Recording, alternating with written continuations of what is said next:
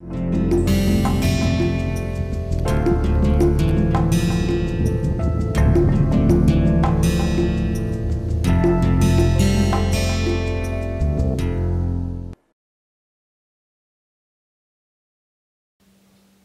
back to the lecture number 20.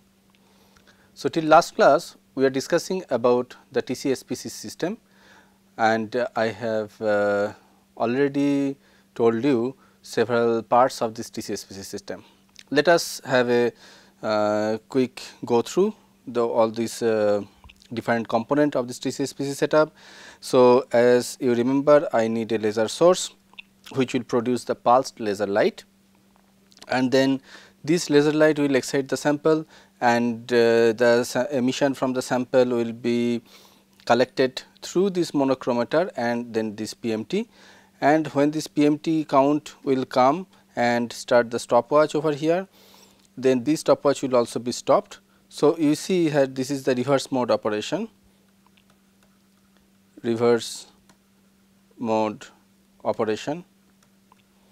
So, ultimately the function of this constant fraction discriminator, right, you remember constant fraction discriminator, the function of this is to reduce the time jitter originates from the amplitude jitter of the photomultiplier tube. And then I also discussed about this stack, which is time to amplitude converter.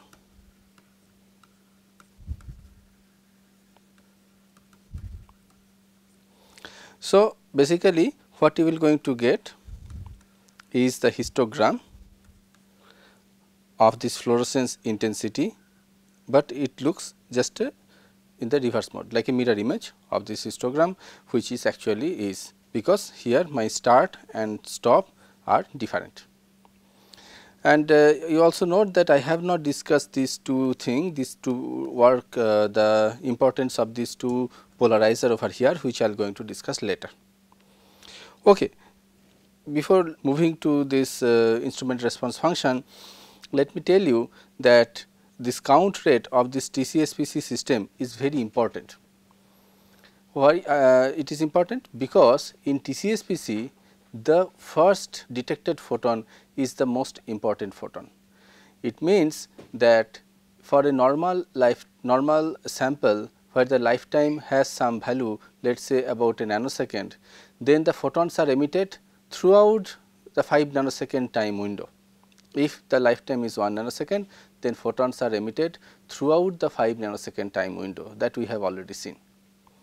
Now, consider, and I also told you that this lifetime means the average time the molecule spent in the excited state. It means that some molecule will come back from the excited state to the ground state at early time, some will come at a later time. So, throughout this 5 nanosecond time window, some molecule will come now, some molecule will come then, and so on and so forth. That means, some molecule will emit its photon early time, some molecule will emit its photon later time.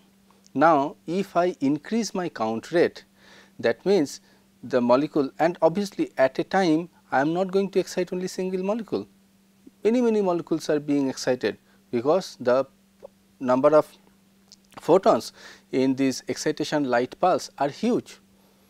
So, once I excite the sample, I must get a photon which is emitted at very later time, otherwise those photon will never be detected.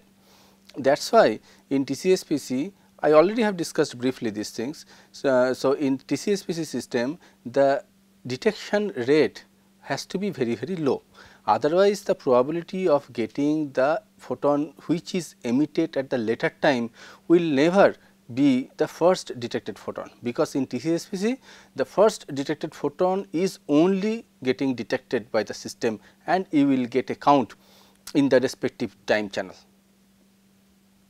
Right? If you have any question, you can ask me, right, in the portal later. Okay. So, now as I have shown you, this problem is known as pulse pileup.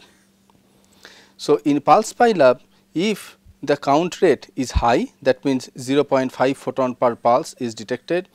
here 0 point is over here, like so. Then the count coming up in the early time is more. That means you are not getting count at this time, this time, this time. So that means your actual decay is getting distorted. But if you decrease the count to 0.02 photons per pulse, that means so the count rate is very high, less than 2% or so. In that case, you can get the decay. In that case, the decay is the correct decay profile, which is actually showing by the molecule. Okay. Having said this, let me show you the actual measured fluorescence transient or fluorescence lifetime decay of a molecule which is called anthracene in cyclohexane.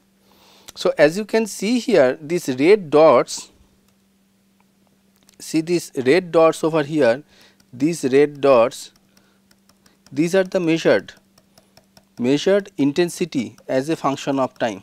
You see these red dots, these are the measured intensity as a function of time. I told you this fluorescence lifetime, the decay of the intensity with time is exponential in nature, right. But here you see it is straight line, because this axis is not linear axis, this is a log axis. So, that is why it looks like a straight line, but that means in the linear axis, if this axis is linear, then it should be exponential in nature, right. So, I have all these measured data point. You see, when the count is low, because this is my channel, you see here it is written as channel, that each channel, this is 200 channel, this is 300 channel, that means from here to here I have 100 channels, and each channels having some value of time, right. So, from channel 200 to 201 means some value of time, right. It could be 0.005 picosecond, it could be 0.005 nanosecond, it depends on the TAC range. I already mentioned briefly while discussing the TAC. So, depending on the TAC range, that means depending on how much time will be required to raise the voltage in the TAC from 0 to 10 volt, that you can set from outside. So, depending on that, you could have different time value in each channel. So, this is the multi-channel analyzer, it works in that way only. Okay. So, if you remember, when I discussed this fluorescence lifetime, I simply wrote this equation, I is equal to I 0, that is initial intensity, into e to the power minus t by tau f, and I said that this tau f is the fluorescence lifetime. And I also said that it means that the average lifetime of the molecule in the excited state. So, then I also had plotted these things, I versus t, and I told you that if this is the time of excitation 0 and excitation is usually very fast in time, that means no time will take for the excitation, and if the excitation pulse width is a delta function, then immediately at time t equal to 0, you will going to create some population which will decay exponentially. That means this decay will be something like this, exponential decay. Okay, let me draw a line like this, exponential decay. This same thing, if I now plot on the log scale, then this will looks like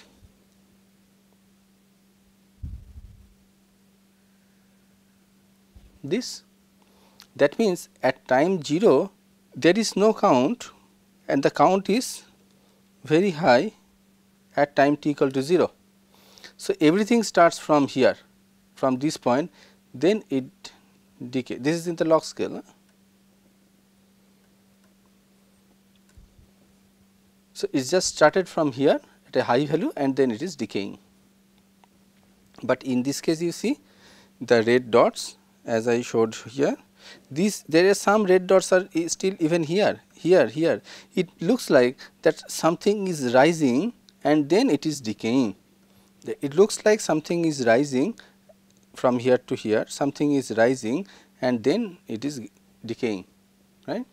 But from our basic equation like this, I do not see any rise, because it is simply decay, exponential decay.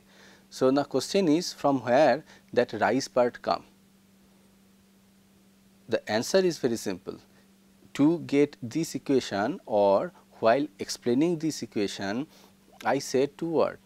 That word is that excitation is very fast, and that is true. Absorption is in the order of 10 to the power minus 15 second, that we have already seen. Another thing what I said is the excitation pulse is a delta pulse. That is not correct. That is not correct because I do not have such kind of delta pulse excitation light source. What I have the pulse laser output. So, that those pulse laser has some specific pulse width. It could be 1 nanosecond, it could be 100 picosecond, it could be 100 femtosecond, but it is not 0. Because of this, I am not going to get just simply all the population at time t equal to 0 is maximum. So, if the pulse width is something, it could be 1 nanosecond, it could be 1 picosecond, then when the tail part of the pulse will interact with the sample, then few molecule will go to the excited state. But when the peak of the pulse will interact with the sample, then most of the molecule will go to the excited state, and when the later part of the pulse will interact with the sample, then again few more molecule will go to the excited state. That is why in this case decay is distorted, and to analyze this, right, you see these red dots, it is like this shape. So, to analyze this, that analyzed curve is this green curve, as you can see here. See this green curve, this is my analyzed curve. To get the value, this is the fitting line, right. Then I will understand what is the value of tau A from here. So, to get this, I also need this blue one, as I have mentioned over here. I also need this blue one, that is called the IRF or lamp, that is the instrument response function. It is a collective response of the laser. How many device we have in TCSPC? Laser, I have constant fraction discriminator. What is the job? It is reducing the time jitter coming from the amplitude jitter of the PMT. Then I have the PMT itself, where it has some transit time spread, which I cannot really, I can reduce it, but it cannot be 0. So, taking all these time error component in the TCSPC setup, I will going to get a collective response of the instrument, which is called the instrument's response function.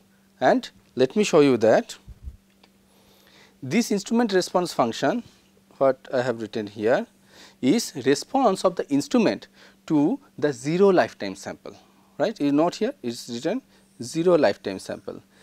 What is 0 lifetime sample? 0 lifetime sample is nothing but the scattering. Scattering is it 0 lifetime, right. Once there is a light, there is a scattering. If light is stopped, scattering is stopped. So, instead of taking some fluorophore, that some molecules which emits light, if I now can take a scatterer, that means that scatterer will going to give me scattered light. That could be Rayleigh scattering, that also could be Raman scattering, does not matter, because in both the case this scattering is instantaneous process. Okay. Now, so I will going to use a scatterer. So, some people use the dilute milk, that is also very good scatterer. So, dilute milk one can use a colloidal silica. So, whatever scatterer you want to use, you can use. So, those are thus that scattered light is a 0 lifetime sample in our case. So, in this case, so I will get the response of the instrument, is not it. So, if the response of the instrument is only depends on the pulse width of the excitation laser source, then if I change the laser source, then the IRF of the system will change accordingly. So that we can check how this collective response actually change by changing the different component of this TCSPC system. So as I told you that this instrument response function depends on the light source, depends on the detector, depends on the electronics part. Here this is my CFT, here is my PMT, here is my PMT, here is my CFT, and here is my laser. Okay. So that can be written like such kind of form, where this is delta TE is my excitation FWHM, this is the laser part, and this I, this is the instrument part. So one can calculate easily that if the detector response transit time spread or response time is 25 picosecond, electronics part is 50 picosecond, and laser is 10 picosecond, okay, then the total IRF will be something like 56 picosecond. That obviously we have to measure. We have to measure how? By changing the sample with a scatterer, and just simply change the wavelength of the emission monochromator as same wavelength of that of my laser light, then I can simply monitor it. If you want to monitor the Raman scattering, then you can also go to the different wavelength than the excitation light and measure the instrument response function. Now what I have done, I have just changed the laser from 10 picosecond to 0.1 picosecond, that means 100 femtosecond. Is much better laser, but if you calculate it, what you will going to see, the IRF remain 56 picosecond. That means it has some effect, but it is that effect is not so prominent here, because it is overruled by these two value. So if you change the laser from 10 picosecond to 100 picosecond, then you see the effect over here. Now the IRF will be 115 picosecond. So the limit is over here, the electronics part, in this case the electronics part, in this case the laser part, because it is the highest value among these three. So IRF is like the highest value. In this case the highest value among these three is this one. So the IRF is guided by this value, that highest value. In these in this case the highest value is this one. So IRF is like this 56 picosecond. But the problem is that you cannot go below 25 picosecond. So IRF cannot be less than 25 picosecond in case of TCSPC system. Okay, whatever I said, let me also show you in this animation. So for the delta pulse excitation, immediately at time t equal to 0, I got maximum intensity, and this is simply decaying like this way, right. So the intensity as a function of time can be written as IT equal to alpha. So that initial intensity exponential minus t by tau. But then I said that this cannot be delta, it has some pulse width, right. So let me take this LT as the lamp intensity as a function of time, which is denoted by this part, and I have taken this mid part as my time 0, right. So when this part, the negative time, is interacted with the sample, then some molecule will go to the excited state, and immediately after going to the excited state, those molecule will start decaying. So if when this part of this excitation pulse will interact with the system, those molecule, like some other molecule will go to the excited state, and those molecule immediately after excitation will start decaying, and so on and so forth. That what I am trying to show you over here. So this part is showing a fluorescence decay like this at time delta minus 4. This part fluorescence decay is like this. Please note that this is in the log scale, here is not linear scale. So in this case, so here all these decays are straight line, and here there is a decay. That means the total fluorescence decay will be this plus this plus this plus this plus this all these things, and it will looks like this black curve. So, there is something rising and then there is something decay. But as you know, if I have a delta pulse, then it should be a simple like this, and then I can fit it and I will get the value of tau. But from here you cannot fit this with such kind of equation. This cannot be fitted with such kind of equation, impossible. So, I have to do something to get this value of tau. What I should do? That is my question now, and we are going to discuss that. Okay. Let me take this as my excitation pulse at time t equal to 0. In this case, the lifetime is I t equal to e to the power minus t by tau. If I take this as 1, so this 1 is over here, 1 into e to the power minus t by tau. Now, let me take the broad pulse, this is my delta pulse. Okay. Now, for this broad pulse, I can think of that this broad pulse, here is my T0. This broad pulse is consist of 3 delta pulses at per my choice. I decided to think like that. This is my first one, the second one is in the middle, and this is my third one.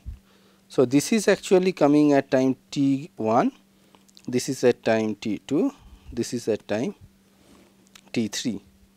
So, each of these pulse independently I can think of is giving the fluorescence emission, and obviously each of these will have its own fluorescence decay. So, the first one will looks like this, the second one will be like this, because second one is the higher intensity. So, the intensity will be high, and the third one will be like this. So, altogether what I will have is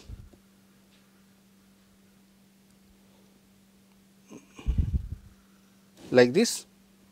So, everything will add together. So, now the decay looks like this. It is no longer a straight line starting from an initial value, which was here starting from initial value a straight line. It is now distorted. Okay. Let me write the individual equations here.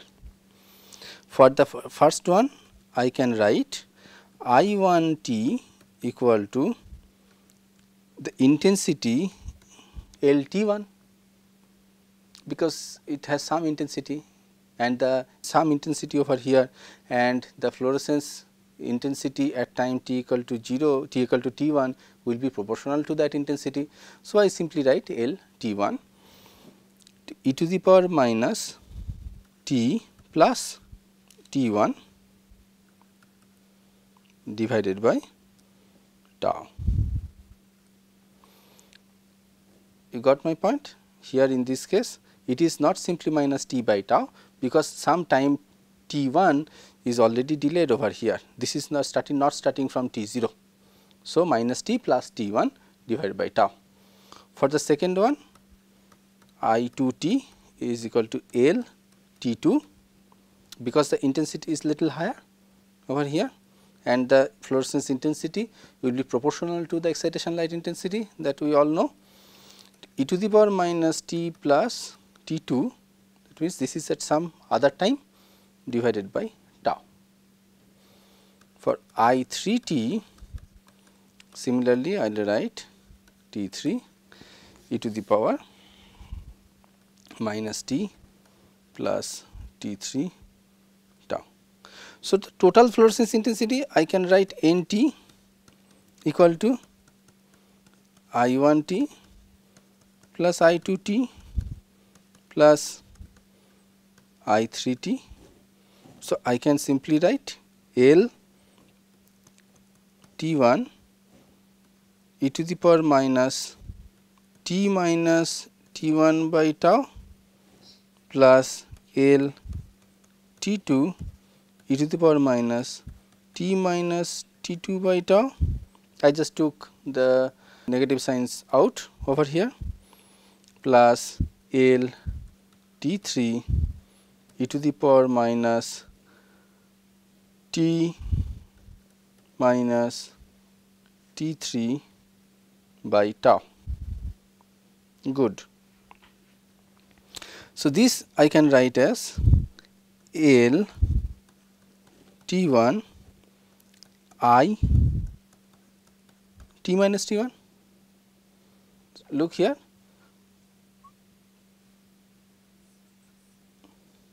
some constant e to the power minus T by tau is this T. So, if I have T minus something, then here also T minus that time. So, L T1 I T minus T1 plus L T2 I T minus T2 plus L T3 I T minus T3. This I can write as a sum over I, or let us write Tk is equal to 1 to 3 L Tk I T minus Tk. So, this is for the summation for this 3 pulse. Here is my number 1, number 2 and number 3. Now, I can consider that I have infinite number of delta pulse which is making this excitation pulse line. I can say so. So, what I can write, for many delta pulses, this n Tk can be represented as sum over Tk 1 to Tk L Tk to I T minus Tk. For many things I can simply integrate, integration 0 to Tk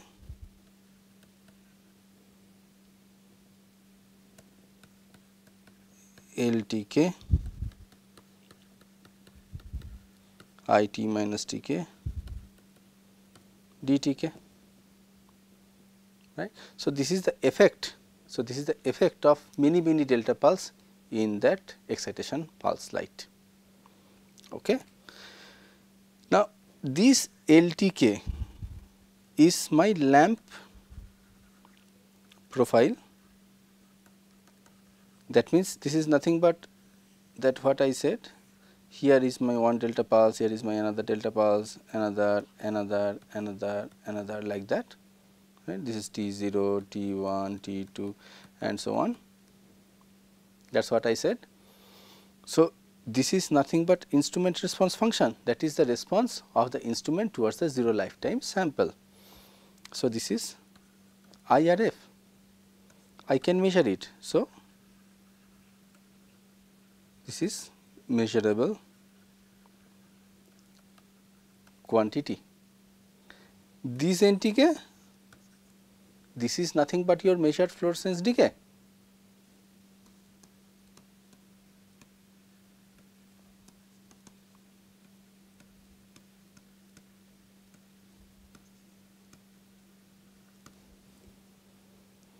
So, now if you have this LTK looks something like this, just I am drawing it. Let us say this is your LTK that you have measured, and you have just guessed, some guessing, that the fluorescence lifetime of this sample is 4.2 nanosecond.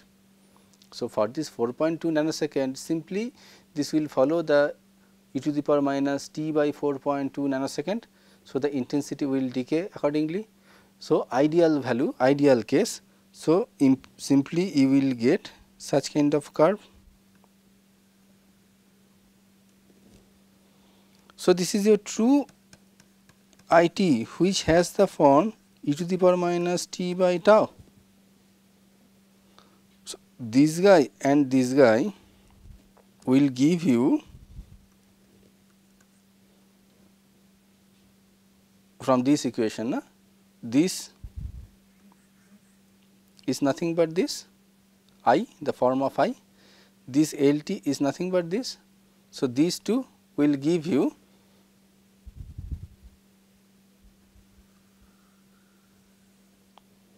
like such kind of decay.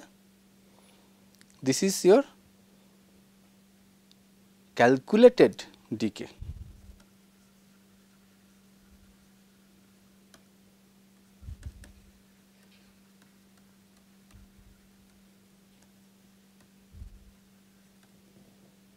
What is your measured is over here.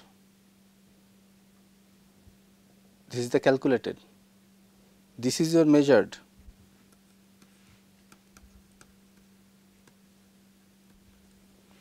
This is gauge value.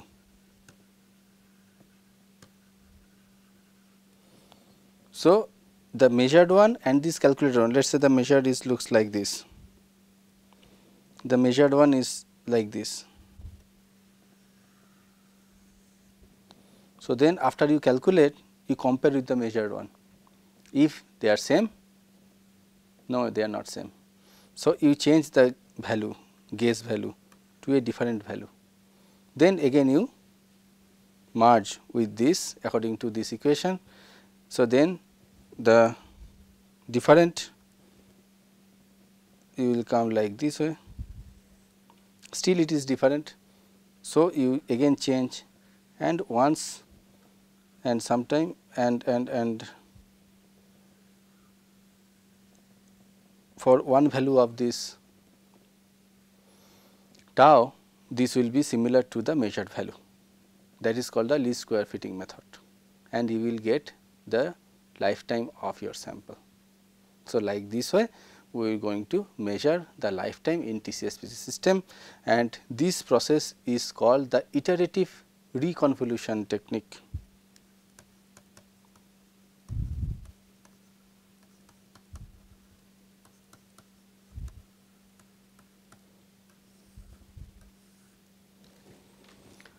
Okay, with this let me stop here and we will continue our discussion in the next class. Thank you very much.